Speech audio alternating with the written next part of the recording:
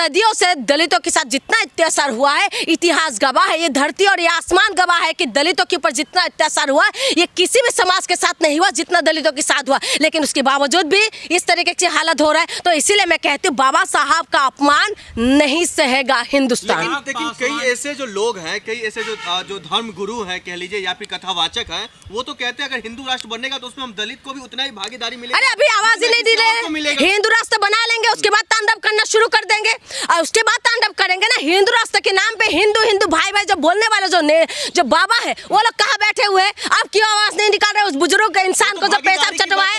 आप बताइए, एक भागीदारी मिलेगी, कब मिलेगी?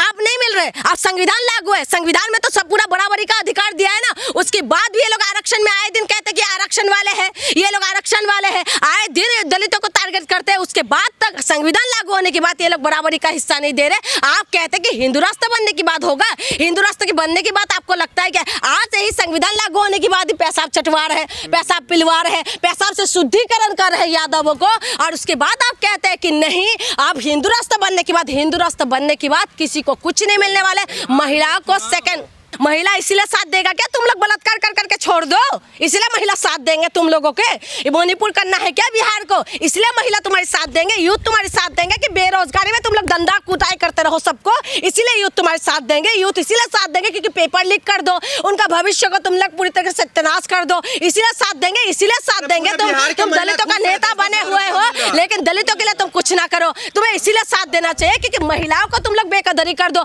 महिला एम्बुलेंस के अंदर तुम लोग बलात्कार कर देते हो, उसके बाद तुम कह रहे हो कि महिला तुम्हारे साथ देंगे। महिला जो है बिहार की महिला को यह पता है उगता हुआ सूरज नहीं डूबता हुआ सूरज का पूजा करते हैं। महिला को पता है कि महिला को क्या फैसला लेना है। बकवास करना तो बंद करो। मोदी सरकार ने 10-10 हजार से क्या हो जाएगा? रोजगार देना, रोजगार क्यों नहीं दे रहे? ये लोग सोचते हैं महिलाओं को, पहले भी ये लोग ऐसे ही समझते थे, महिला को देवी बना दिया, देवी के नाम पे ये लोग महिला के साथ शोषण करते हैं। लेकिन नाम क्या दिया है? देवी। नाम क्या दिया है भाई? ये तो हमारी लक्ष्मी है, नाम लक्ष्मी देंगे, लेकिन उनको घरवाली बना के उनको क्या करते हैं? पूरी तरह से झाड़ू पोछा में उलझा देते हैं, उनको पूरी तरह से नौकर बना देते हैं, और उनके साथ जब बलात्कार होते तो जात धर्म में उलझ जाते हैं। लेकिन नाम रखेंगे कि देवी को पूछते हैं। अगर देवी को पूछते तो आप लोग आवाज क्यों नहीं निकालते? जो एम्बुलेंस के अंदर बलात्कार हो गए हैं बिहार के अंदर, तो आप कहाँ शांत बैठे हुए? अभी मैं कल एक वीडियो देख रही थी, बच्चे होने के बाद जो है महिलाओं को कंधे पे लेके जैसे सब्जी बेचते हैं ऐसे लोग लेके जा रहे हैं हॉस्पिटल के अंदर। बताइए, आज देश आजाद होने के बाद, इतना साल होने के बाद भी आज ये हालत है महिलाओं के साथ। आज बिहार में अब सुधार होगा, जंगल राज तो भाई इन लोगों ने करेंगे। आप देखो तांडव होगा अगर बिहार के अंदर बीजेपी आ गए ना, जंगल राज होगा जैसे मणिपुर में हुआ है महिलाओं के साथ, यही जंगल राज होने वाला। जंगल राज आप बार बार लालू प्रसाद यादव को टारगेट करते ना। लालू प्रसाद यादव ने जो क्रांति लेके ना पिछड़ा समाज, आज ओबीसी यादव अगर सर उठा के जीना सिखाना, ये लालू प्रसाद यादव की वजह से समझ गए। आज गुंडागर्दी, ये लोग गुंडागर्दी नहीं कर रहे थे, ये लोग करे तो ये सदाचारी है, और लालू प्रसाद यादव का कुछ भी कर लेंगे तो यादव समाज कर लेंगे तो ये लोग वो बन जाएंगे। दलित समाज को आगे बढ़ाने वाले, दलित समाज को संविधान लागू होने पर लालू प्रसाद यादव की जो बार बार तुम लोग टारगेट करते हो, जो रेलवे में तुम लोग हुरक हुरक के जब पानी पीते हो ना, ये लालू प्रसाद यादव ने दिया था, समझ गए? जो खाना भरते हो ना जब ट्रेन में जाते हो, तब लालू प्रसाद यादव ने दिया था, समझ गए? अरे इल्जाम कुछ भी लगा सकते हैं, इल्जाम कुछ भी लगा सकते हैं, ठीक है? इल्जाम कुछ भी। एक बार बताइए, दलितों के ऊपर भी तो इल्जाम लगते हैं। आप बताइए, भीमराव अंबेडकर के ऊपर इल्जाम लगा हुआ है कि उन्होंने नहीं बना। अरे सुनिए ना मेरी बात, जब पिछड़े समाज के लोग होते हैं ना, उनके ऊपर इल्जाम लगाना इन लोगों का जो है ना, इनकी डीएनए में है। इसीलिए कह रही हूँ, बाबा साहेब अंबेडकर हमारे आन बान शान है, बाबा साहेब अंबेडकर के बराबर कोई नहीं कर सकते। लेकिन बाबा साहेब तो क्या हो गया? क्या हो गया फिर? नौवीं फेल मुख्य। अच्छा, तो प्रधानमंत्री जी कितना पास है भाई? वो एमए पास है। एमए पास है, आपके पास डिग्री है। डिग्री में तो आए दिन कलेश होता रहता है, चाहे 9वीं पास हो चाहे 1वीं पास हो, ठीक है? मुख्यमंत्री बनना चाहिए, जनता की दर्द समझना चाहिए। अगर आप पढ़े लिखे होने के बाद भी अगर आप जनता के लिए कुछ नहीं कर, यह है बेईमान चुनाव आयोग है। कितने लोगों ने शिकायतें दी, इसने किसी भी शिकायत के जवाब नहीं दिया। कितना बड़ा बेईमान है ये चुनाव आयोग, कितना बड़ा बेईमान। 65 लाख वोट, फिर भी इसने बेईमानी दिखाई कि बिहार में वोट काटे ही काटे इसने, लेकिन जवाब नहीं दिया आज तक इसने।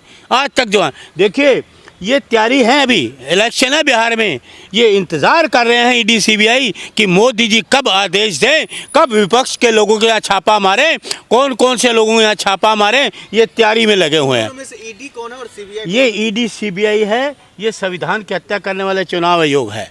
ये ईडी सीबीआई दोनों एक ही हैं। जी आप एक संवैधानिक संस्थान को बदनाम कर रहे हैं। बदनाम वो कर रहा है, लोकतंत्र की हत्या कर रहा है, संविधान को नहीं मान रहा है, संविधान की हत्या कर रहा है। बेईमानी इलेक्शन कमीशन कर रहा है, बेईमानी ये ईडी सीबीआई कर रही है। ओपोजिशन के लीडरों पे की है, हैं? भारतीय जनता पार्टी के लोगों को क्यों नहीं की? क्योंकि उनके पास वॉशिंग मशीन है।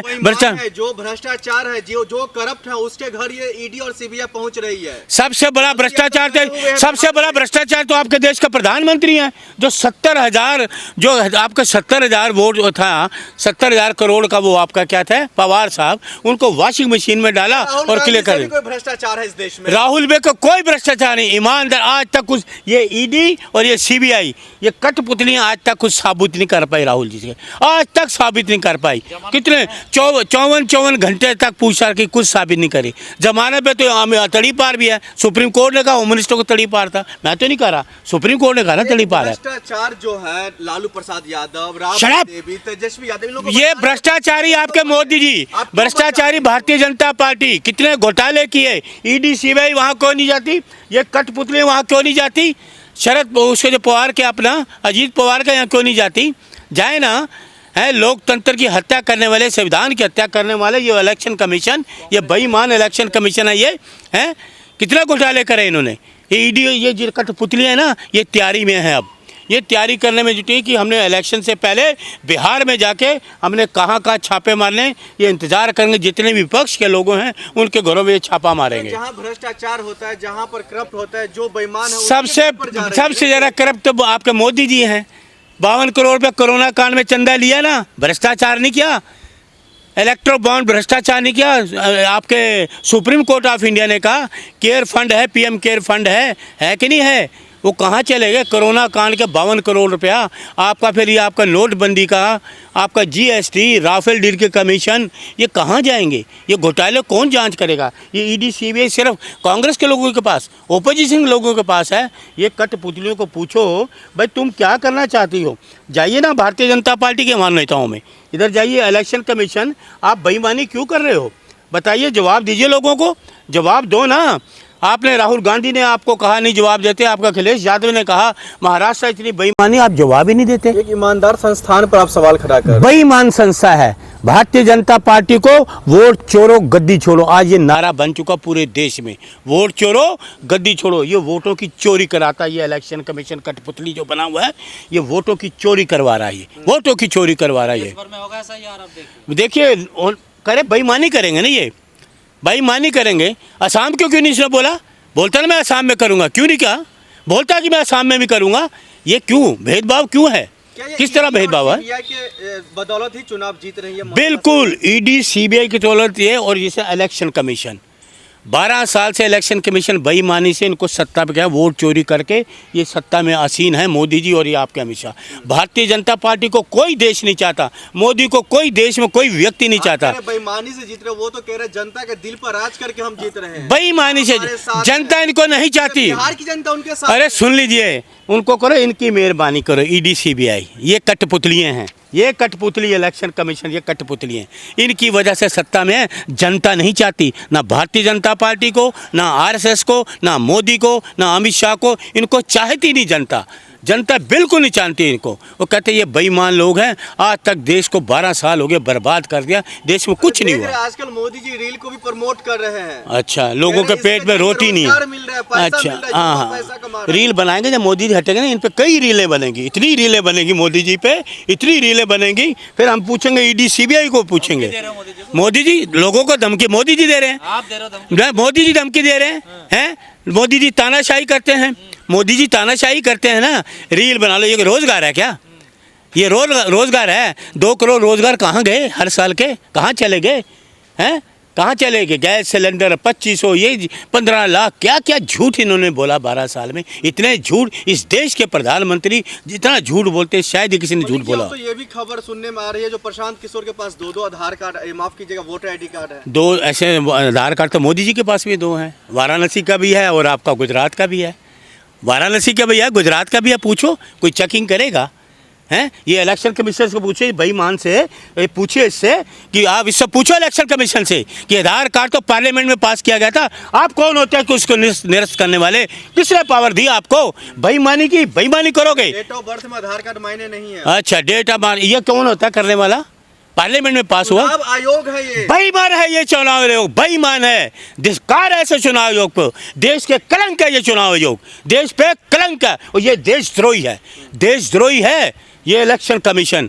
ये लोकतंत्र की हत्या कर भाषा क्यों आप बोल रहे हैं? राहुल जी के बड़े नेता हैं भाई, हम उनकी भाषा क्यों बोले? हम उनके सिद्धांतों पे चलेंगे, उनको फॉलो करेंगे। हमारे नेता बड़े खबर फर्जी बातें करेंगे तो आप भी करेंगे। फर्जी बातें तो आपके मोदी जी करते हैं, झूठी बातें करते हैं, फर्जी आपका देखा ना अभी बना दी हो, यमुना जी बना दी फर्जी।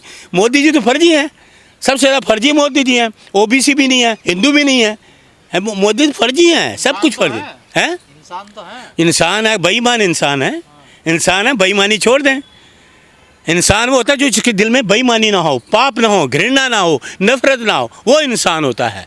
तो ये कोई इंसानियत थोड़ी है, ये तो तानाशाह है, तानाशाह। और तानाशाही ज़्यादा चलने वाले नहीं। और बिहार में ये तो बहुत अच्छा, सुन लीजिए इलेक्शन कमीशन साहब, रील बनाते हो। अरे सुन लीजिए इलेक्शन कमीशन, इस दफ़ा राहुल गांधी जी ने, तेजस्वी जी ने, अखिलेश जी ने, पूरे इंडिया गठबंधन ने बिहार में एक एक लोगों को जागरूक कर दिया है। आपकी अब बेईमानी नहीं चलेगी, सोच लेना। पूरे बिहार, पूरे देश को आगाह कर दिया है कि आप बेईमान हो, आपकी बेईमानी से सत्ता बिहार में जाने वाले हैं, मोदी जी नहीं आले। सुन लिया मेरी बात को, गौर करना, बेईमानी मत करना, याद रखना। और आप भी सुन लीजिए, ईडी सीबीआई जी अपना यहीं रहिए, ज़्यादा उछल मत करिए, उछल कूद मत करना, झूठ मूठ के केस मत बनाना। ये हमारी आपको चेतावनी है।